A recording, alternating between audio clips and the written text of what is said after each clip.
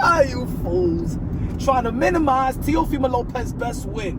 Oh, but Lomachenko was small, you know? Even though that Vasily Lomachenko fought 4 times in the lightweight division prior to fighting Teofimo Lopez. Well into the division. But Teofimo Lopez, he don't do good with boxers. So what is Vasily Lomachenko, folks? A slugger? A brawler? Or was he the most technical boxer? Pound for pound, arguably #1 when he fought Teofimo Lopez. What is it? Vasily Lomachenko is Sean Porter now? Ricardo Mayorga? But Vasily Lomachenko had surgery after the fight. He went in there injured. Well, Teofimo Lopez went in there injured with a foot injury in which he had surgery at the same time by the same he got the same surgery by the same doctor. Anyway, what about Charles Taylor who was over the hill? All right. Well, Teofimo Lopez was over the hill when he got a split decision loss versus George Kambosos, right? Because you feel that Josh Taylor beat Jack Catterall, right? So now Josh Taylor's over the hill because he had a challenging fight with Jack Catterall. One fight and he's over the hill. Yeah, okay, but you gotta understand that Josh Taylor had injury going into the fight. Well, Teofimo Lopez had injury going into the fight. As a matter of fact, Teofimo Lopez had hand surgery leading up to the Josh Taylor fight, in which he wasn't even clear to spar 5 weeks in the first five or 4 weeks of his training camp. Man, he still did good though. And both of these fighters are southpaws. Both of these fighters. What is Josh Taylor known for? Is he a slugger too? Is he a brawler? Is he Ricardo Mayorga? Teo don't do good with boxers. No. Teo doesn't do well with runners. Say it with me. Teofimo Lopez doesn't do well with runners. That's what you're trying to say. Not boxers. Runners. Nobody does well with runners. Even Anthony Joshua had six rounds to figure out Jake Paul, because nobody does well with runners. You always gonna do bad with runners. Why y'all crediting runners anyway? I mean, y'all don't credit Shakur Stevenson when he runs versus Edward De Los Santos. You don't credit Devin Haney when he ran versus Jose Ramirez. You don't credit William Score when he ran from Canelo Alvarez. But y'all want to credit Sando Martin and Jermaine Ortiz to run against Teofimo Lopez. That's how much I hate Teofimo Lopez. You guys are downplaying your own intelligence for this fight. Look, I got Teofimo Lopez beating Shakur Stevenson respectfully. And just because you make a prediction, folks, people in the sport of boxing, chill out. Just because you make a prediction of picking one guy to be another guy, that doesn't mean you don't like the other guy. That doesn't mean you calling the other guy a bum. That doesn't mean that you cannot you respect 2 fighters. Just pick the fight that you feel logically, intelligently, how you break it down, study film and stuff like that, experience and everything, technique and everything. Pick who you think is gonna win. That doesn't mean that you are enemy of the other fighter that you picking against. Y'all people, this box community need to change that. And then y'all come, you said that he was gonna lose, and you said he gonna win, and relax, bro, relax. I said when the smoke is clear. You familiar with the channel, Punch Wrong Boxing, aka Mr. Woo, shot himself.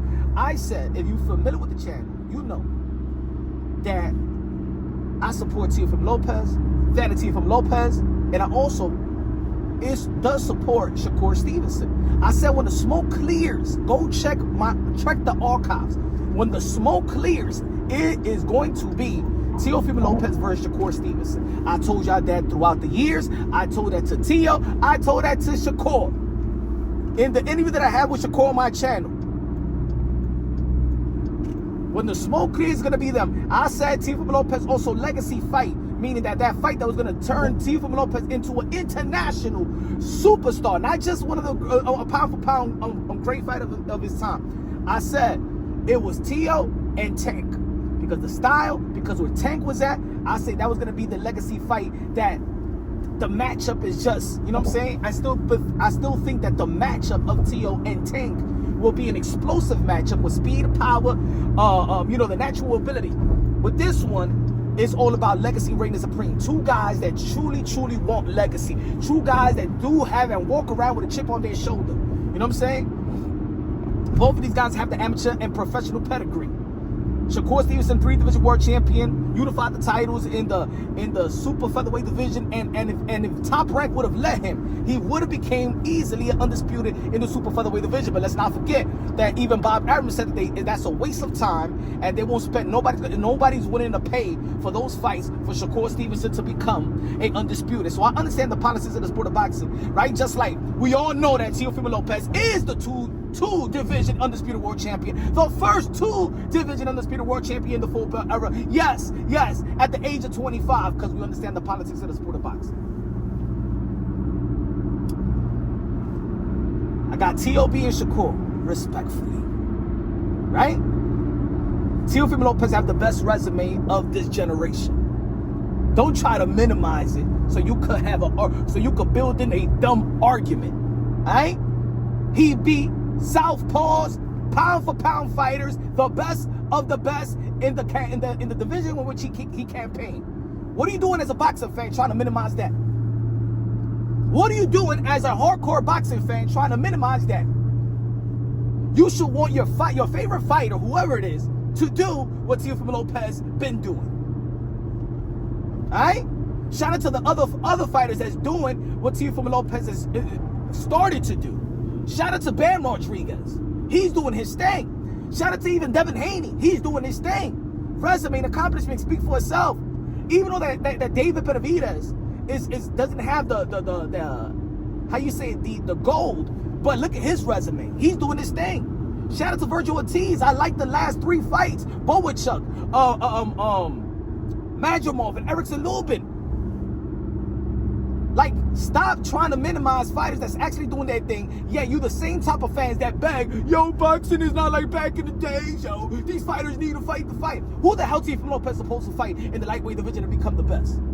Who the hell he's supposed to fight in the 140-pound division to become the best when he fought them? Josh Taylor and Vasily Lomachenko. 2 guys known for fighters. Amateur pedigree and professional pedigree. Stop with the dumbass shit, bro. Stop with the dumbass shit.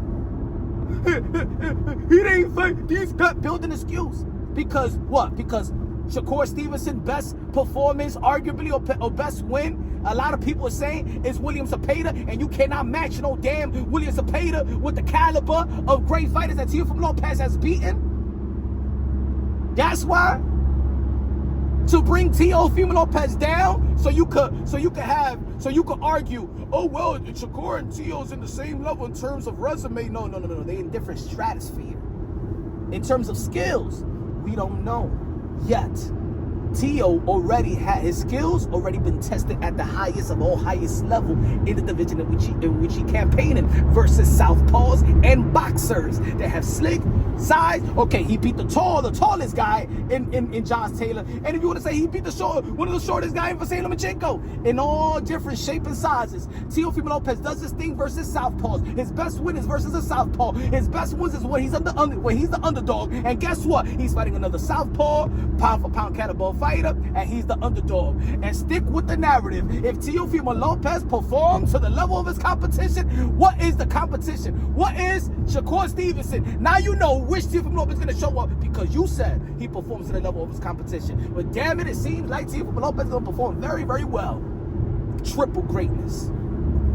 Triple greatness. Just like Muhammad Ali said, double greatness. Right? There's going to be triple greatness. The triple crown. 3-time lineal champion, ladies and gentlemen. 3 times. You're going to witness, baby. Greatness awaits. January 31st, Madison Square Garden, New York City, my city, baby. Woo! Ric Flair, baby.